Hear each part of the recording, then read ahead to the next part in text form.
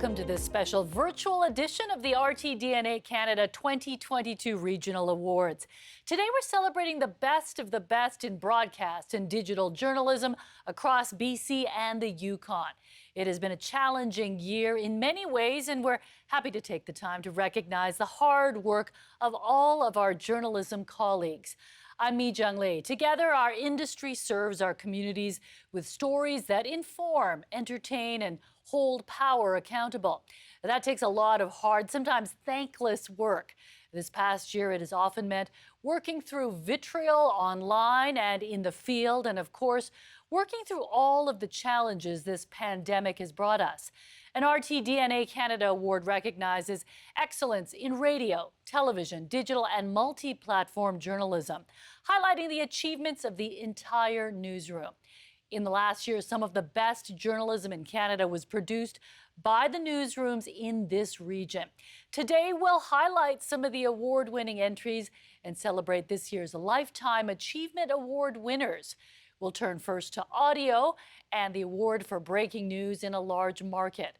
The finalists are Global News, YVR shooting, City News 1130, attack on the U.S. Capitol, CBC British Columbia, Lytton Fire Live, and the winner is CBC British Columbia, Lytton Fire Live.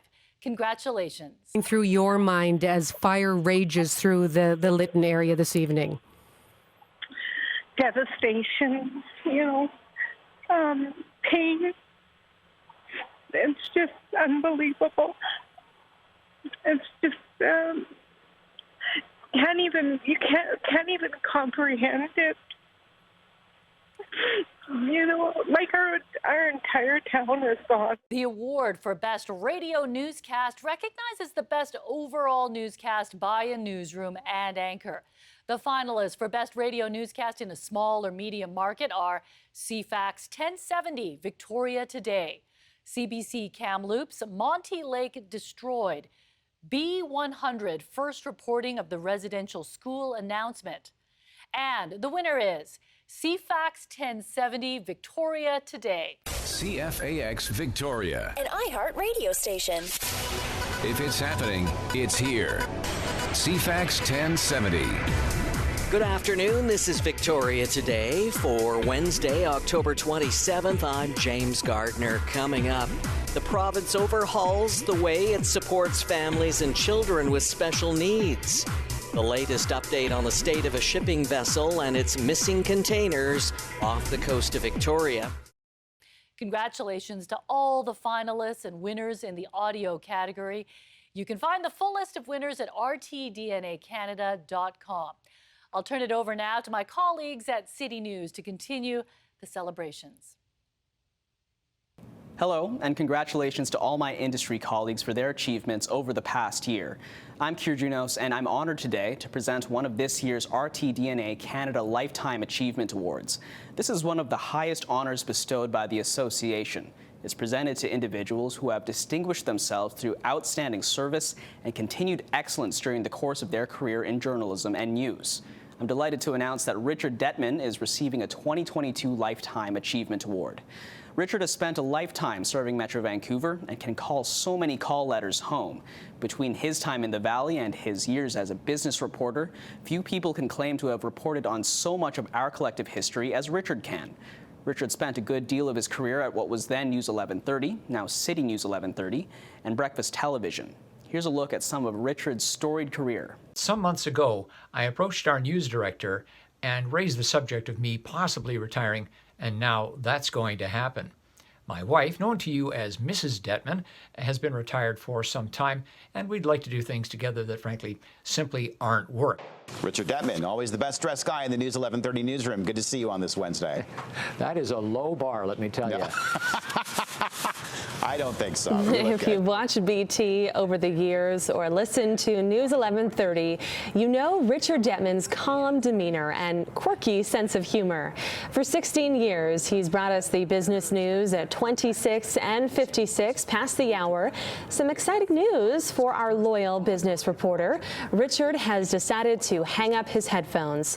His last broadcast on News 1130 will be November 27th. a legend. Oh, he is, and deservedly so.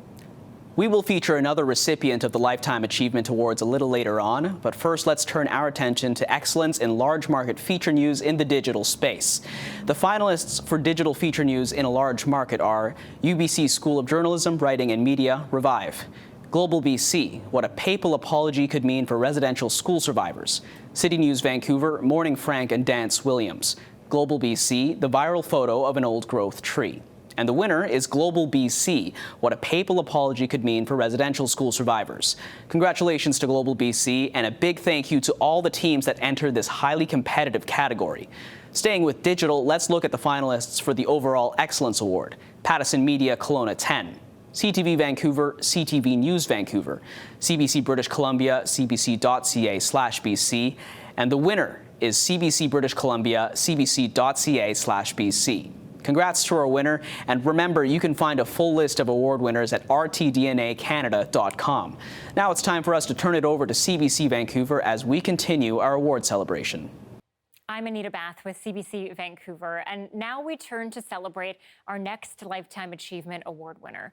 Rtdna Canada is honored to announce that rock and roll radio newsman Carrie Hawley, better known on air as Kerry Marshall, is awarded with a Lifetime Achievement Award. Kerry was a mentor who spent much of his career as a news director and newscaster at CKLG and then CFox before moving on to Jack FM and Roundhouse Radio. The roster of people Kerry worked with and mentored could fill volumes, and his nomination was glowing with respect and admiration.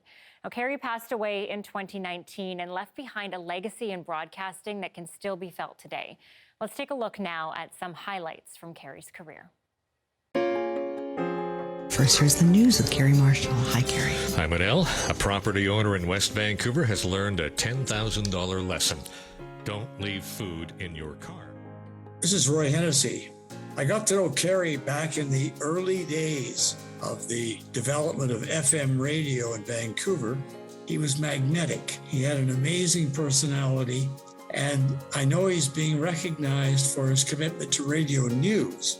But I wouldn't call him a reporter, or really a newsman.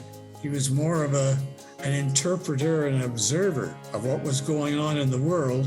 He always answered the question, how does it affect me? Congratulations, Kerry.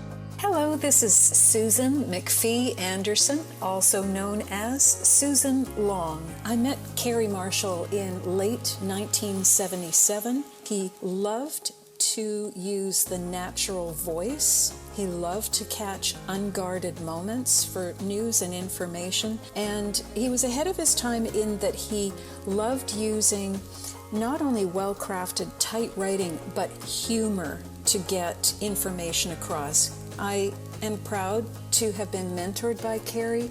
I'm proud to have remained his friend up until his passing, and just forever grateful to have been able to work with him. This is Don Schaefer. I met Kerry Marshall in 1976 when I joined the team at CKLG FM. Kerry had a huge influence on all of us. He lit up a room. He commanded attention. He just had one of those wonderful personalities that you wanted to get close to. I had the privilege of working with Kerry at Roundhouse Radio, and I've always been in awe at how much he had grown as a journalist, a performer, a mentor, and a friend to all of us. We all miss him, and we're all thrilled to see his talent and his legacy recognized by the RTNDA. I'm Terry David Mulligan. I'd like to talk about my friend Kerry Marshall for a second. He pulled the amazing creative juice of being able to talk about dark subjects in a newscast. But at the very end, he would give you some hope of some kind. It would either be a funny story, it would be an observation, and he would lighten the load. There was always something to laugh about at the end, to chuckle about. And actually, he would be the first to laugh at his own comment. I miss the man, and I'm thrilled that he's getting this award. My name's Larry Hennessy, the Larry in Larry and Willie Radio. I met Kerry Marshall in 1988 when Willie and I moved to Vancouver. Kerry was an incredible broadcaster, but I always say that his greatest accomplishment was as Carrie Hawley, the dad. He loved his kids so deeply and encouraged and guided them so incredibly. That's what he really will be remembered for by his family and friends. One of the early things that Kerry told me was, Lair, as the operator of the show behind the board, Lair, hand to get ready, finger to go, okay? Okay, Kerry, fingers up, time to go.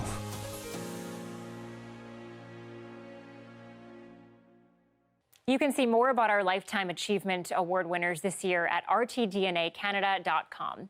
Okay, now we turn to celebrate finalists and winners in the multi-platform category, which recognizes journalism that connects with the audience no matter the platform. The finalists for the Multi-Platform Award for continuing coverage are CFJC Residential School Announcement, City News Vancouver, Abbotsford Farmers, Global BC Unmarked Graves. And the winner is CFJC Residential School Announcement. It is devastating to, be bringing this up. Tecumlup's Tisquemet Cookpee Roseanne Casimir has confirmed the grim discovery of the remains of 215 children buried on the grounds of the former residential school. The first word that came to me automatically when I heard that yesterday was genocide. We want accountability, and the justice process is a bit different than the truth and reconciliation process. She reached out. She said, please come and listen and learn. Congratulations to CFJC and all the newsrooms entering for multi-platform awards this year.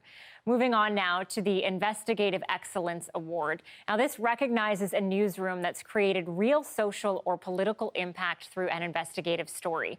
The finalists for Investigative Excellence are Global BC, iHit Section 490, CJDC TV, CJDC News Investigates Inside the ICU, and CBC Yukon, COVID Vaccine Queue Jumpers.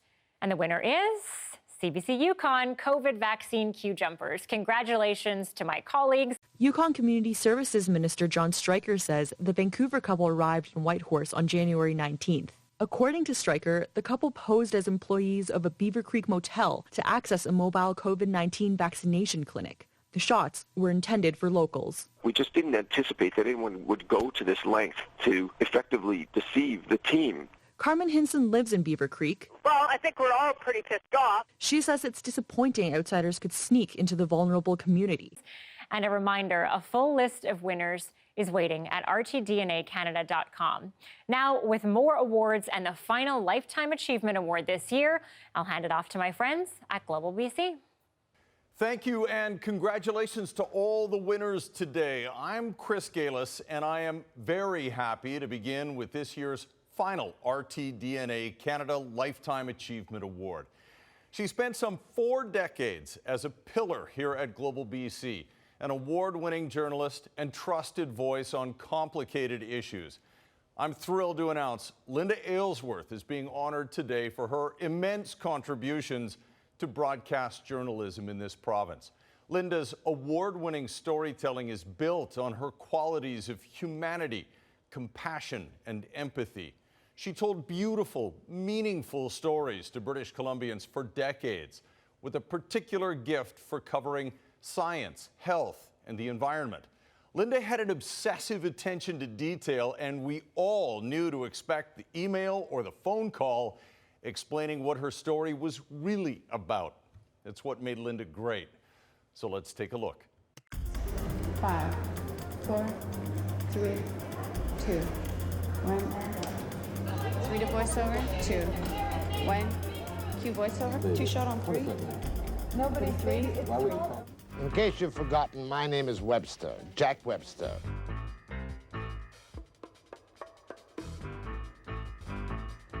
This tattered poster has a simple message. I dreamt the homeless weren't. Here in Seattle, 5,000 people every night have nowhere to go. Half of those people are men, but the other half, the other 2,500 Seattleites without a residence, are women and children. At the Brookhaven National Laboratory in New York, Dr. Nora Volkov has discovered a link between dopamine and obesity. She found that obese people have fewer dopamine receptors than thin people. Right now I'm shaking a bit. The stress makes it even harder for Andrea to breathe. But in a few hours, if it all goes well, getting enough air will never be a problem again. The transplant will occupy 3 operating rooms. Bill, the father, is in that operating room. Bruce, the brother, is in this operating room, and just across the hall is Andrea. In total, there's going to be about 20 surgeons, anesthesiologists, and nurses involved. This is what the Marine Mammal Rescue Center in Vancouver is best known for. Every year they rehabilitate over 100 orphaned harbor seal pups.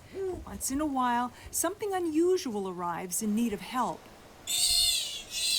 Meet Joey, a 2-week-old sea otter pup discovered last week near the northern tip of Vancouver Island. Today, I'm offered the unique opportunity to take a shift. Your feet are a little soggy, are they? My feet are already wet. For the next 30 minutes, we'll be giving Levi a break from the sling and encouraging him, with a little assistance, to swim. And we're out. And how's it feel? It feels amazing. It's amazing. It also feels sad because he shouldn't be in a position that I can hold him.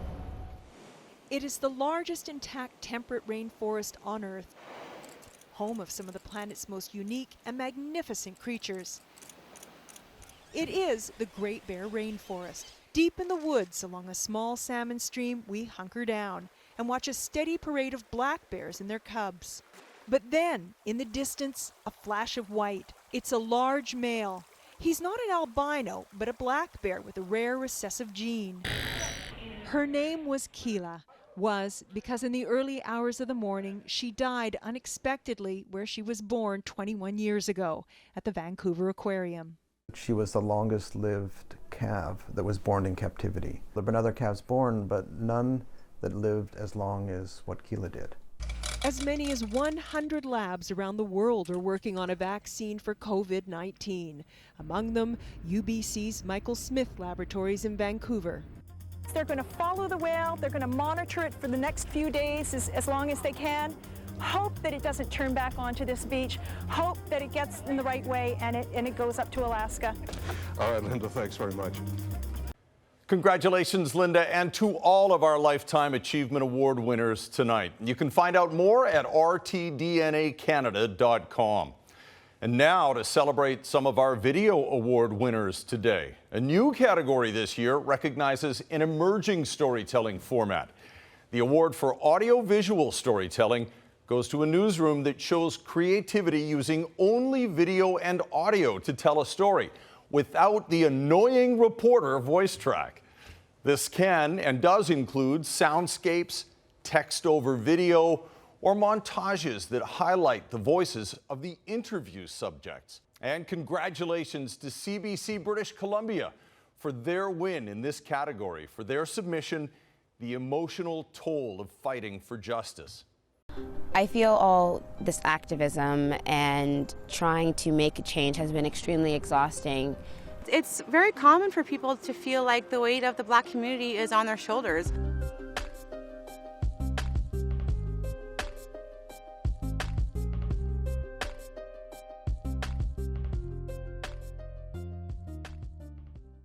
Let's take a look at the finalists for TV Newscast in a small or medium market. The finalists are CTV Vancouver Island, CTV News at 6, Czech News, 5 p.m., Global Okanagan, Global Okanagan News at 5. And the winner is CTV Vancouver Island, CTV News at 6. Cheers to them. The reason why you have never felt this kind of heat before is because it has never happened before. I'm just scared for the future of the earth. One of the prep cooks texted me and said, it's 42 in the kitchen, and I said, that's it. Tonight, the peak of Vancouver Island's unprecedented heat wave. Multiple areas hit all-time record highs near or over 40 degrees, including Greater Victoria. And now we turn to the award for a TV newscast in a large market. The finalists are Global BC, September 30th, 2021. Hey, I know those guys. CTV Vancouver, CTV News at 6, BC's flooding catastrophe. CBC Vancouver News at 6, November 30th, 2021. And the winner is CTV Vancouver, CTV News at 6, BC's flooding catastrophe. This is CTV News with Mi Jung Lee and Scott Roberts. Breaking news tonight as we are learning the unprecedented BC storm that triggered widespread flooding and numerous landslides has now turned deadly. Officials say multiple vehicles were swept off the road in this mudslide south of Lillooet on Highway 99. Congratulations to that newsroom and everybody who worked on the show. And thank you to every newsroom and person who submitted their entries for this year's regional awards, helping our industry showcase some truly outstanding work. And for more information on tonight's winners and some winners you might not have seen, head over to rtdnacanada.com. These awards are a presentation of Rtdna Canada, and the board wishes to thank everyone who contributed to this year's virtual awards show. Thanks very much, and bye for now.